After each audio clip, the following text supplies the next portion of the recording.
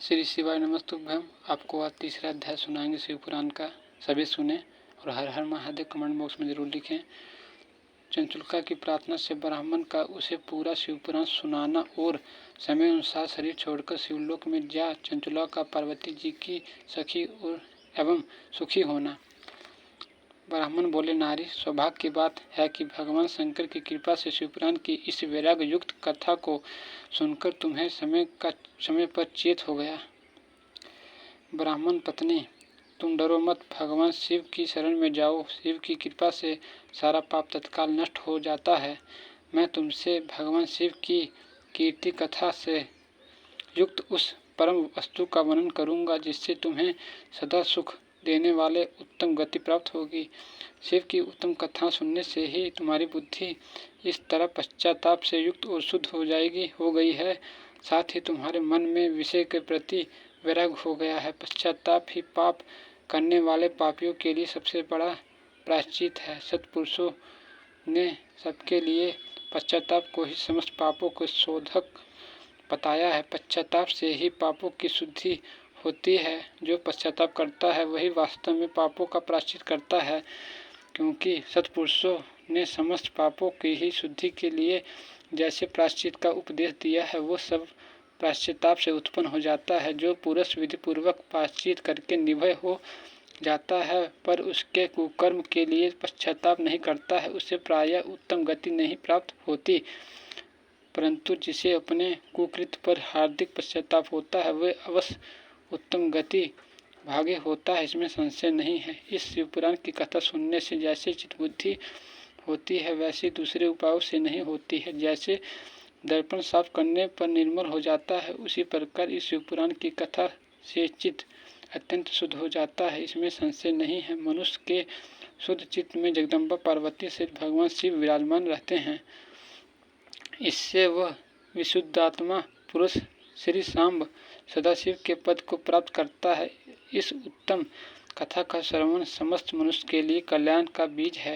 अंततः यथोचित शास्त्रोक्त मार्ग से ही इसकी आराधना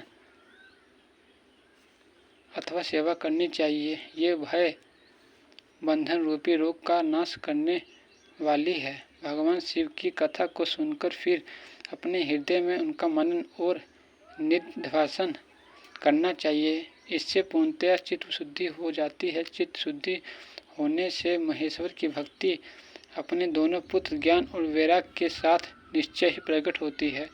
तत्पश्चात महेश्वर ने अनुग्रह से दिव्य मुक्ति प्राप्त होती है, इसमें संशय नहीं है। जो मुक्ति से वंचित हैं उसे पशु समझना चाहिए, क्योंकि उसका चित्त माया के बंधन से आसक्त है। वो निश्चय ही संसार बंधन से मुक्त नहीं हो पाता है। ब्राह्मण पत्नी, इसलिए तुम विषयों से मन को हटा लो और भक्ति भाव से भगवान शंकर की ही इस परम पावन कथा को सुनो। परमात्मा शंकर की इस कथा को सुनने से तुम्हारे चित्त की शुद्धि होगी और इससे तुम्हें मोक्ष की प्राप्ति हो जाएगी। जो निर्मल चित्त से भगवान शिव के चरण बिंदु का चिंतन करता है उसकी एक ही जन्म में मुक्त हो जाती है। ये मैं तुमसे सत्य सत्य कहता हूँ। सूत जी ने कहा, शौनक। इतना कहकर वे श्रेष्ठ शिव भक्त ब्राह्मण चुप हो गए। उनका हृदय करुणा के आर्द्र हो गया था। वे शुद्धचित्त महात्मा भगवान शिव के ध्यान में मग्न हो गए। तदंतर विंदु की पत्नी चंचुलिका मन ही मन प्रसन्न हो उठी।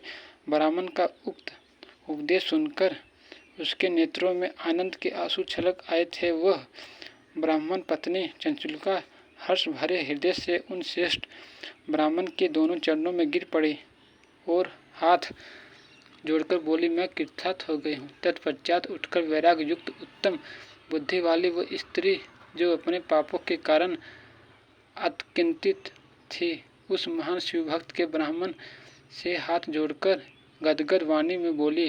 चंचुलिका ने कहा, ब्राह्मण शिव भक्तों में श्रेष्ठ स्वामिन, आप धन्य हैं।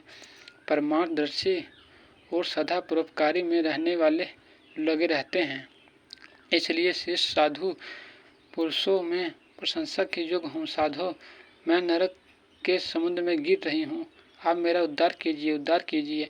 पौराणिक अर्थ तत्व से संपन्न इस सुंदर शिवपुराण की कथा को सुनकर मेरे मन में संपूर्ण विषयों से वैराग्य उत्पन्न हो गया।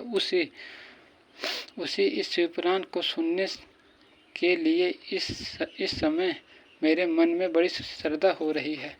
सूत कहते हैं, ऐसा कहकर हाथ जोड़ उनका अनुग्रह पाकर चंचुलिका ने उस शिवपुराण की कथा को सुनने की इच्छा मन में लिए उस ब्राह्मण देवता की सेवा में तत्पर हो वहां रहने लगी। तदंतर शिव भक्तों में श्रेष्ठ और शुद्ध बुद्धि वाले उस ब्राह्मण देव ने उसी स्थान पर उस स्त्री को शिवपुराण की उत्तम कथा सुनाई। इस प्रकार उस गोकर्ण नामक महाक्षेत्र में उन्हीं श्रेष्ठ ब्राह्मण से उसने शिवपुराण की वह परम उत्तम कथा सुनी जो भक्त ज्ञान और वैराग्य को बढ़ाने वाले तथा मुक्ति देने वाले हैं। उस परम उत्तम कथा को सुनकर वह ब्राह्मण पत्नी अत्यंत कृतार्थ हो गई। उनका चित्त शीघ्र ही शुद्ध हो गया। फिर भगवान शिव के अनुग्रह से उसके हृदय में शिव के सगुण रूप का चिंतन होने लगा। इस प्रकार उसने भगवान शिव में लगी रहना उत्तम बुद्धि पाकर शिव के सच्चिदानंदमय स्वरूप का बारंबार चिंतन आरंभ किया। तत्पश्चात